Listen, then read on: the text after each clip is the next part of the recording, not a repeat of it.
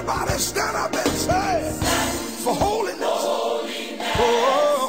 for righteousness, and be counted.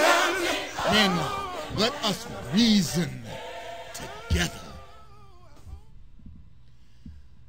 The scripture tells the story of when the people of God had their backs against the wall. They couldn't count on anybody. God did not send an army. God did not send an angel. But God sent a black man to the rescue. We today face a situation where we have more children in the criminal justice system than we do in school.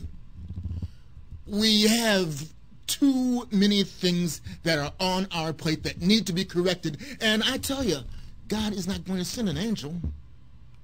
God is not going to send an army. God sends a black man to the rescue. I believe it's in the book of Kings, where it said that when the people were about to go under, God called Tirhakah, Lord of Ethiopia, sovereign, and Pharaoh of Egypt. God sent a black man to the message, to the rescue.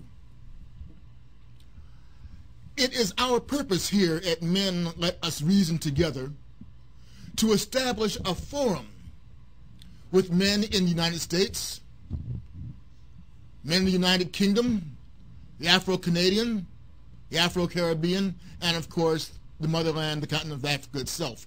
If we can just reason together, talk together, exchange ideas together, maybe, just maybe, we can get out of this mess that we have managed to get into. You see, brothers, let me be honest with you. We do not have to exist. And at the rate we are going, we will not exist in 20 years. It's that serious. What then is my proposal? What is our purpose here? I intend to share with you four roles that every man must play in his life. Bar none. Every man must play one or all of these four roles. What are these four roles? He must play the role of king. We'll get into that a little later on. A man must play the role of the lover. Very serious.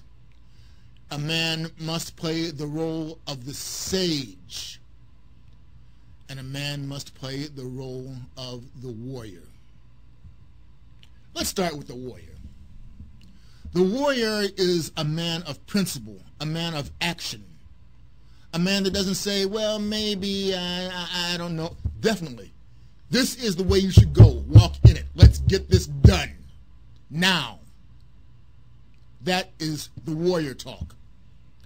I submit to you that we as a people are severely lacking in our warrior capabilities. Warrior does not mean that you're going to go out and just beat the living daylights out of anybody and everybody that comes along. No. The warrior is the one who makes a commitment to be of service. Not just service to yourself, not just service to your own little ego, but service to humanity itself. That's a warrior. A warrior can be exemplified in Martin Luther King, Mahatma Gandhi. Those are warriors. Men of peace, but warriors nevertheless. Secondly, a man must take seriously his role as king. King does not mean I'm the boss. All right? King means that you are there to serve your realm, whatever your realm may be. It might be your family, it might be your business.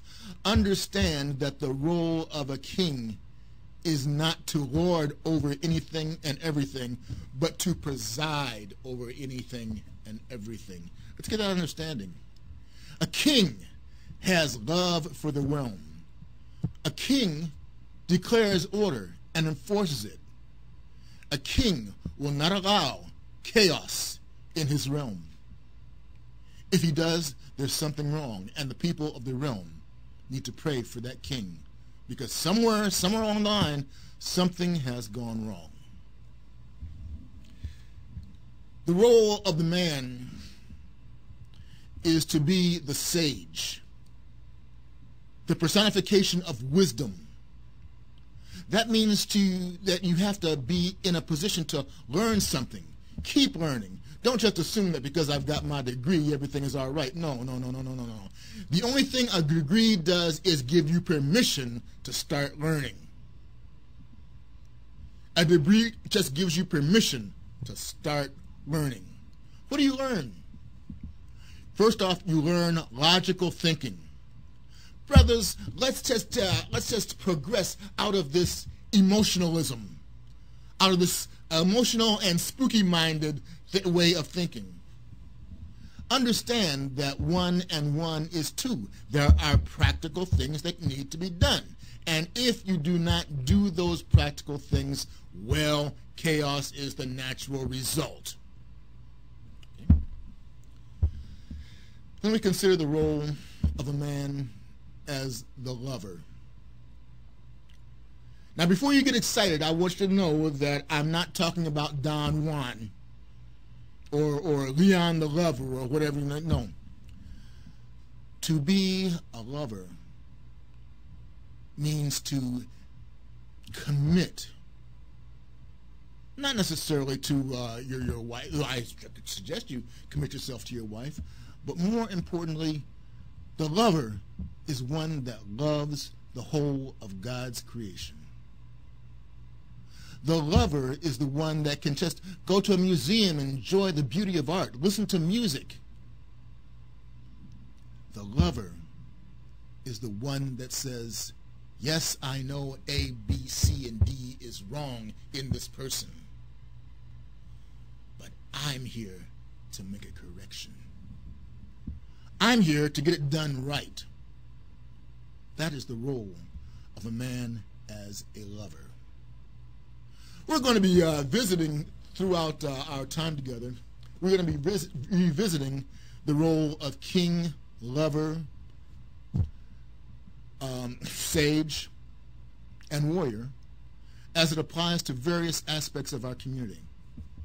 And again, I look forward to hearing from our brothers in the United Kingdom, our Afro-Canadian brothers, our brothers in the Caribbean, and the continent itself.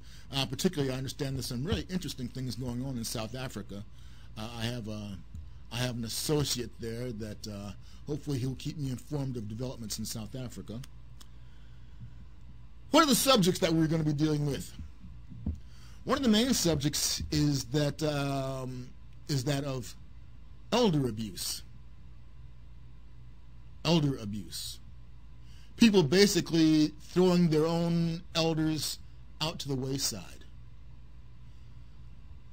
We will deal with issues of child neglect. We will deal with issues of how do you raise a son? How do you raise a daughter? Or how do you be a good son to your father?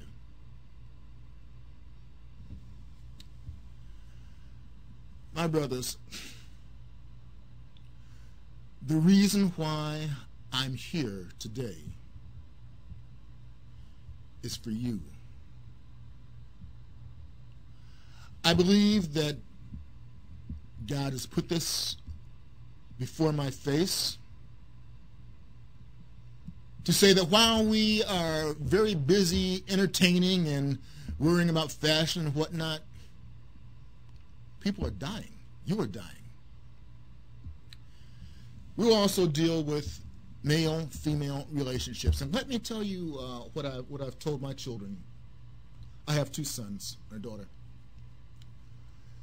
They were asking me, Dad, what do I look for in a woman? And this is what I said. Look, son, if the female that you were with is more interested in the car that you drive rather than what's driving you, you need to keep driving. If she spends more money on the weave in her hair than the knowledge in her head, you need to keep walking. You see, and I speak to the young man now, ladies, pay attention, because I'm going to lay something on you. fact of the matter is, if you do not take a stand and be the man, you are, for all practical purposes, useless. And that is a major problem that we have in our community. Too many males and not that many men. You know, I had an incident on Woodward and Alexandrine one day. And I was just, that's a good place to hang out, just observe life, you know. And if things go wrong, well, you're right across from the medical center, so you covered. I saw a man in his 70s or early 70s, and he was filled to the brim with that ignorant oil, you know, that 90 proof ignorant oil. He had his head cocked backwards, pants hanging down halfway his rear end, begging people for a nickel, a dime, a quarter. And you know what his theme was, his claim to fame? I'm just a boy in the hood. A boy in the hood. I think he was a little bit aggravated with me when I responded in this manner. You say, sir, that you are a boy in the hood. You know what? You're right. You are just a boy in the neighborhood. You will never, unless you change something radically, you will never be qualified to be a man. Oh, but you are qualified to be a male, but that does not mean that you are qualified to be a man. No. I forgot to turn that guy off. That's our project. That's our mission. Our mission is to take males and pull manhood from them, from in the depths of their soul.